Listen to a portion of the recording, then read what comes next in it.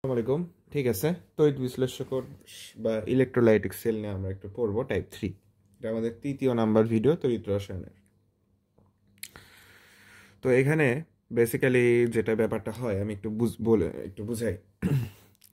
ধরেন আমাদের এখানে একটা দ্রবণ আছে, একটা পাত্রে দ্রবণ আছে, সেখানে দুইটা তড়িৎদ্বার রাখা আছে এবং এখানে একটা ব্যাটারির সাথে এই দুইটা তড়িৎদ্বার কানেক্ট করা আছে। তো ব্যাটারির যে বড় পার্টটা এটা পজিটিভ এবং ছোট পার্টটা নেগেটিভ।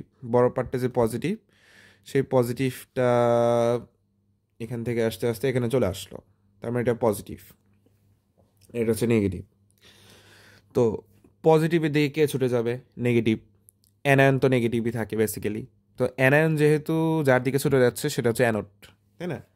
তো অ্যানায়ন হচ্ছে এর দিকে ছুটে যাচ্ছে, সো একে বলা হচ্ছে অ্যানোড। কারণ অ্যানায়ন তো নেগেটিভ, নেগেটিভ পজিটিভকে আকর্ষণ করবে। আর ক্যাথোড কি করবে? ক্যাথোড হচ্ছে বেসিক্যালি পজিটিভ। হ্যাঁ, ক্যাথোডটা হচ্ছে এই পজিটিভ নেগেটিভ দিকে ছুটে যাবে। ওকে। আচ্ছা, আর তড়িৎ বিশ্লেষ্য কোষটা বেসিক্যালি তড়িৎ শক্তিকে রাসায়নিক শক্তিতে কনভার্ট করে। এই যে তড়িৎ বিশ্লেষ্য কোষ, তড়িৎ বিশ্লেষ্য কোষে এই যে আমাদের এখানে একটা তড়িৎ শক্তি দেওয়া হচ্ছে ব্যাটারির মাধ্যমে। তো এই তড়িৎ শক্তিটা ইনপুটে দেওয়া হচ্ছে। তো তড়িৎ বিশ্লেষ্য কোষে ইনপুটে দেওয়া হচ্ছে তড়িৎ শক্তি, আমি আউটপুটে পাচ্ছি রাসায়নিক শক্তি আউটপুটে। তার মানে তড়িৎ বিশ্লেষ্য কোষ কি করে? তড়িৎ বিশ্লেষ্য কোষ হচ্ছে তড়িৎ শক্তিকে রাসায়নিক শক্তিতে কনভার্ট করে। তো দ্রবণে ধর তড়িৎ বিশ্লেষ্য রয়েছে একটা, ঠিক আছে, দ্রবণে হচ্ছে তড়িৎ বিশ্লেষ্য আছে একটা, এই জন্য একে এক তরল কোষ বলা হয়। এই জন্য একে কি বলা হয়? এক তরল কোষ বলা হয়। ঠিক আছে, এই জন্য একে কি বলা হয়? এক তরল কোষ। হ্যাঁ, দ্রবণে তোমার হচ্ছে একটা তড়িৎ বিশ্লেষ্য রয়েছে, যে কোনো কিছু হতে পারে, ধরো কপার সালফেট হতে পারে, তারপরে তোমার সোডিয়াম সালফেট হতে পারে, যে কোনো কিছুরই দ্রবণ থাকতে পারে, সোডিয়াম ক্লোরাইডের দ্রবণ হইতে পারে, এই আর কি। তা আসলে কি এই পার্টটুকু ক্লিয়ার? তো এবার আসি এই পার্টে, যে তড়িৎ বিশ্লেষ্য কোষটা বেসিক্যালি আমরা দেখলাম যে তড়িৎ বিশ্লেষ্য কোষে অ্যানোডটা হয় পজিটিভ আর ক্যাথোডটা হয় নেগেটিভ। ওকে, তাহলে তড়িৎ বিশ্লেষ্য কোষে তোমার এই অ্যানোডটা হয় পজিটিভ আর ক্যাথোডটা হয় নেগেটিভ। তড়িৎ রাসায়নিক কোষে কি হয়? তড়িৎ রাসায়নিক কোষে অ্যানোডটা হয় নেগেটিভ, ক্যাথোডটা হয় পজিটিভ, তাই তো? তড়িৎ বিশ্লেষ্য কোষে অ্যানোডটা হচ্ছে আমাদের পজিটিভ। দেখো, এটা তড়িৎ বিশ্লেষ্য কোষ। এই তড়িৎ বিশ্লেষ্য কোষে অ্যানোডটা হয় পজিটিভ আর ক্যাথোডটা হয় হচ্ছে আমাদের নেগেটিভ। তড়িৎ রাসায়নিক কোষে কি হয়? তড়িৎ রাসায়নিক কোষে হচ্ছে অ্যানোডটাই নেগেটিভ হয় আর ক্যাথোডটা হয় পজিটিভ। এখানে একটা দ্রবীভূত আছে, দ্রবণ আছে, সোডিয়াম ক্লোরাইডের গলিত দ্রবণ আছে এখানে।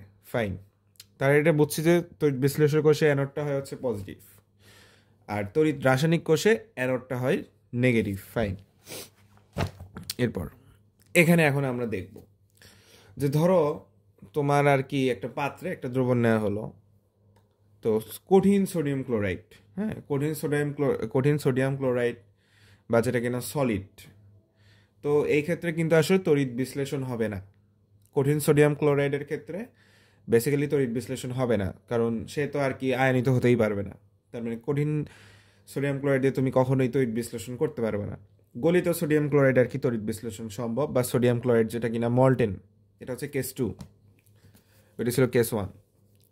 তো গলিত সোডিয়াম ক্লোরাইড মানে সোডিয়াম ক্লোরাইডকে তুমি হিট দিয়ে হলেও গলাইছো, তো তখন কি হবে? তখন অ্যানোডে বেসিক্যালি ক্লোরিন যাবে। ক্লোরিন যে হচ্ছে ওখানে ইলেকট্রন দান করে, সেখানে অ্যানোডে পাবা তুমি ক্লোরিন। আর ক্যাথোডে হচ্ছে সোডিয়াম প্লাস যাবে, সোডিয়াম প্লাসটা ইলেকট্রন গ্রহণ করে সেখানে ক্যাথোডে তুমি সোডিয়াম পাবা। তার মানে যদি গলিত সোডিয়াম ক্লোরাইড নেওয়া হয় তাহলে তোমার অ্যানোডে হবে, জাস্ট এইভাবে মনে রাখবা, গলিত সোডিয়াম ক্লোরাইডের ক্ষেত্রে অ্যানোডে ক্লোরিন, ক্যাথোডে সোডিয়াম। ঠিক আছে, এবার আসো জলীয় সোডিয়াম ক্লোরাইডের ক্ষেত্রে দেখি। সোডিয়াম ক্লোরাইড প্লাস পানি তো জলীয় সোডিয়াম ক্লোরাইড, তাই না? আচ্ছা, তো এখন এই তোমার অ্যানোডে কি হচ্ছে? অ্যানোডে হচ্ছে তোমার ক্লোরিনের কি অ্যানোড। ঠিক আছে, অ্যানোডে কি হচ্ছে? অ্যানোডে হচ্ছে তোমার ক্লোরিন। আচ্ছা, আর ক্যাথোডে কি হবে? জলীয় সোডিয়াম ক্লোরাইডের ক্ষেত্রে ক্যাথোডে হবে হচ্ছে হাইড্রোজেন। কারণ দেখো, জল মানে বেসিক্যালি কি হচ্ছে এখান থেকে, এখানে একটু আমি দেখাই যে সোডিয়াম ক্লোরাইডটা, হ্যাঁ সোডিয়াম ক্লোরাইড, আচ্ছা সোডিয়াম ক্লোরাইড থেকে কী পাচ্ছ তুমি? সোডিয়াম প্লাস পাচ্ছ আর হচ্ছে তোমার ক্লোরিন মাইনাস পাচ্ছ। আর পানি ভেঙে কি হবে, পানি ভেঙে বেসিক্যালি যে এইচ প্লাস আর ও এইচ মাইনাস। ওকে, তো না আসায় কলা ব্যাং হাসে, হাসেতে হাইড্রক্সিলটা সবচেয়ে নিচে। হাইড্রক্সিল কি করবে, হাইড্রক্সিল হচ্ছে বেসিক্যালি তোমার অ্যানোডে যাওয়ার কথা ছিল আর কি, বাট অ্যানোডে আসলে হাইড্রক্সিল যাবে না, এটা একটু ব্যতিক্রম হয়ে যায়। হ্যাঁ, ক্লোরিনটাই যাবে বেসিক্যালি। সোডিয়াম ক্লোরাইড থাকলে অ্যানোডে দেখবা অলওয়েজ ক্লোরিন। হ্যাঁ, অলওয়েজ ক্লোরিন। এটার ব্যতিক্রম আছে হয়তো, বাট আমার আপাতত জানা নেই কেন এটা ঘটে। আচ্ছা, তো ক্যাথোডে জলের ক্ষেত্রে ক্যাথোডে তোমার আর হচ্ছে যে ক্লোরিন থাকবে না, ক্যাথোডে জাস্ট থাকবে হচ্ছে হাইড্রোজেন। কারণ জলে তোমার কি পাচ্ছ, জলে তোমার এইচ প্লাস পাচ্ছ। সো এইচ প্লাস আর সোডিয়াম, দেখা যাচ্ছে সোডিয়াম তো বড় ভাই উপরে আছে, তারপরেও এইচ প্লাসটা হচ্ছে এখানে আগে যে ওই হচ্ছে ইলেকট্রন গ্রহণ করে ক্যাথোডে জমা হবে এইচ 2। তো দেখো জলীয় যখন বলছি, জলীয় মানে কি, সোডিয়াম ক্লোরাইড অ্যাকুয়াস অবস্থায় আছে, তখন ক্যাথোডে তুমি পাবা জল মানে পানিরই এইচ 2 হাইড্রোজেন আর অ্যানোডের ক্লোরিন। আর গলিত সোডিয়াম ক্লোরাইডের ক্ষেত্রে ক্যাথোডে পাবা তুমি সোডিয়াম আর অ্যানোডে পাবা তুমি হচ্ছে ক্লোরিন। ঠিক আছে, আচ্ছা বুঝলাম। যদি ক্যাথোডে মার্কারি ব্যবহার করা হয়, আমি যদি ক্যাথোডে কি করি বলতো, ক্যাথোডে হচ্ছে মার্কারি ব্যবহার করি। ক্যাথোডে যদি মার্কারি ব্যবহার করা হয় তা অ্যানোডে তুমি বেসিক্যালি ক্লোরিনই পাবা। বাট ক্যাথোডে তুমি মার্কারি ব্যবহার করলেও মানে হ্যাঁ, ক্যাথোডে মার্কারি ব্যবহার করলে ক্যাথোডে তুমি সোডিয়াম পাবা। তো এই জিনিসটা আমাদের মনে রাখতে হবে, এই 4টা কেস একটু আমাদেরকে মনে রাখতে হবে। এবার আমরা কোশ্চেন সলভে যাই। কি বলছে, সোডিয়াম ক্লোরাইডের জলীয় দ্রবণে তড়িৎ বিশ্লেষণে কোনটি উৎপন্ন হয় না। সোডিয়াম ক্লোরাইডের জলীয় দ্রবণ, তাই না, আমরা একটু মার্ক করি, জলীয় দ্রবণ বলছে। জলীয় দ্রবণ বললে অ্যানোডে তো মাস্ট বি তোমার ক্লোরিন। হ্যাঁ, অ্যানোডে ক্লোরিন। আর তোমার ক্যাথোডে কি হবে, ক্যাথোডে যেহেতু জলীয় বলছে মানে জল পানি, তার মানে ক্যাথোডে হবে হাইড্রোজেন। তো উৎপন্ন হবে কোনটা, হাইড্রোজেন আর ক্লোরিন উৎপন্ন হবে, তার মানে হাইড্রোজেন আর ক্লোরিন উৎপন্ন হবে। সোডিয়াম হাইড্রক্সাইডে উৎপন্ন হয়, বাট সোডিয়াম কিন্তু উৎপন্ন হয় না। সো অ্যান্সার এটা। বেসিক্যালি কি হয় আমি তোমাকে দেখাই, সোডিয়াম ক্লোরাইডের জলীয় দ্রবণ। দেখো আমি বলি, সোডিয়াম ক্লোরাইড থেকে কি হচ্ছে, সোডিয়াম প্লাস আর হচ্ছে তোমার ক্লোরিন মাইনাস, আর পানি থেকে কি হচ্ছে, পানি থেকে হচ্ছে যে hydrogen plus hydroxyl minus.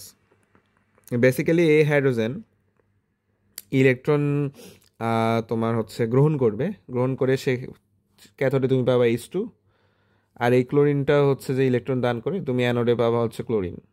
Basically এই সোডিয়াম আর হাইড্রক্সিল থেকে যায়, এরা কিন্তু থেকে যাচ্ছে, তখন এই সোডিয়াম হাইড্রক্সিল মিলে তৈরি করবে সোডিয়াম হাইড্রক্সাইড।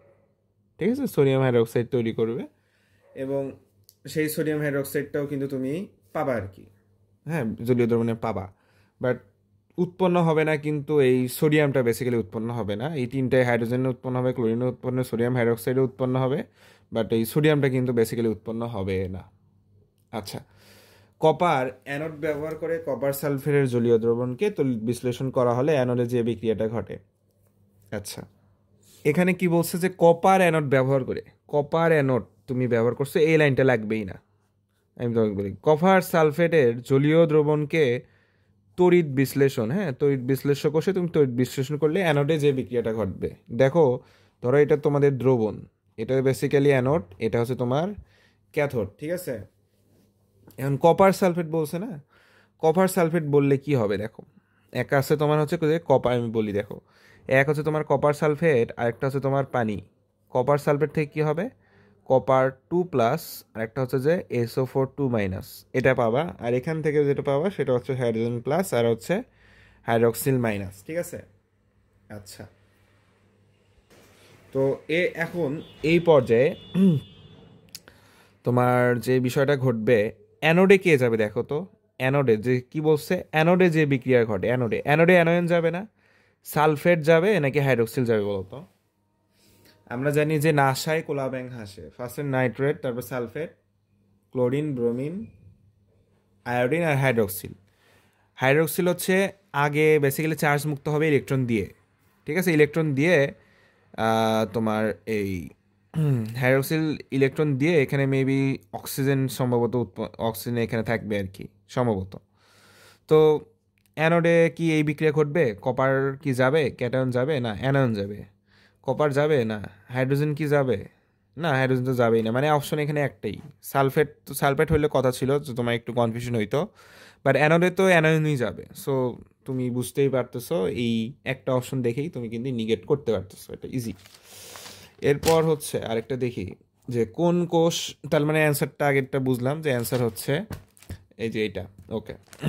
তারপর কোন কোষ তড়িৎ শক্তিকে রাসায়নিক শক্তিতে কনভার্ট করে? তড়িৎ শক্তিকে রাসায়নিক শক্তিতে কনভার্ট করে হচ্ছে তড়িৎ বিশ্লেষ্য কোষ, তাই না? গেল।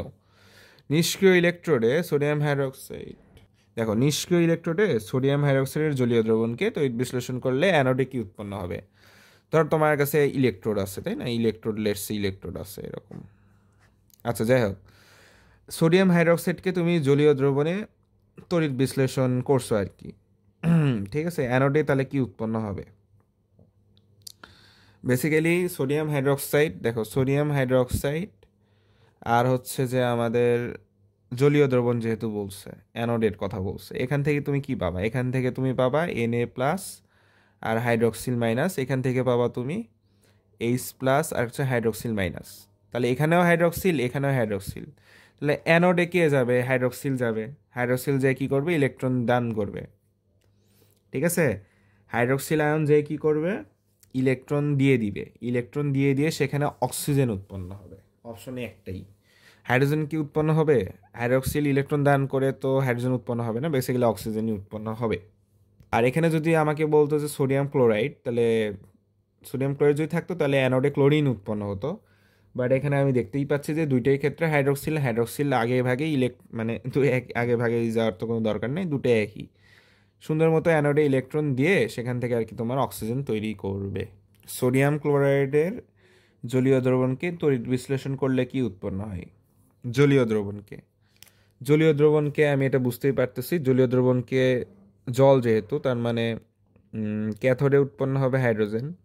হ্যাঁ, আমার অত চিন্তাই করা লাগতেছে না। ক্যাথোডে হবে হাইড্রোজেন, আর অ্যানোডে কি হবে? অ্যানোডে হবে হচ্ছে, হ্যাঁ সোডিয়াম ক্লোরাইড যেহেতু বলছে, অ্যানোডে হবে হচ্ছে আমাদের অলওয়েজ ক্লোরিন, এটা মনে রাখবা। জলীয় দ্রবণ কি, তাহলে মানে অ্যানোডে অলওয়েজ হচ্ছে ক্লোরিন। অ্যানোডে ক্লোরিন এখানে আছে, এটা তো অ্যানোডে অক্সিজেন হবেই না, অ্যানোডে অক্সিজেনটা হবেই না। অ্যানোডে ক্লোরিন, অ্যানোডে ক্লোরিন। ক্যাথোডে কি সোডিয়াম হবে? হ্যাঁ, ক্যাথোডে সোডিয়াম হতো যদি জলীয় না থাকতো, গলিত যদি থাকতো। যেখানে জল বলছে তার মানে জলের হাইড্রোজেনটা যাবে ক্যাথোডে। সো এই যে ক্যাথোডে হাইড্রোজেন আর অ্যানোডে ক্লোরিন, অ্যান্সার সি। তারপর খাদ্য লবণের জলীয় দ্রবণকে তড়িৎ বিশ্লেষণ করলে অ্যানোডে একটি বর্ণহীন গ্যাস বিমুক্ত হয়, গ্যাসটা কি? খাদ্য লবণ মানে তোমার হচ্ছে যে বেসিক্যালি সোডিয়াম ক্লোরাইড, তাই না? Sodium chloride.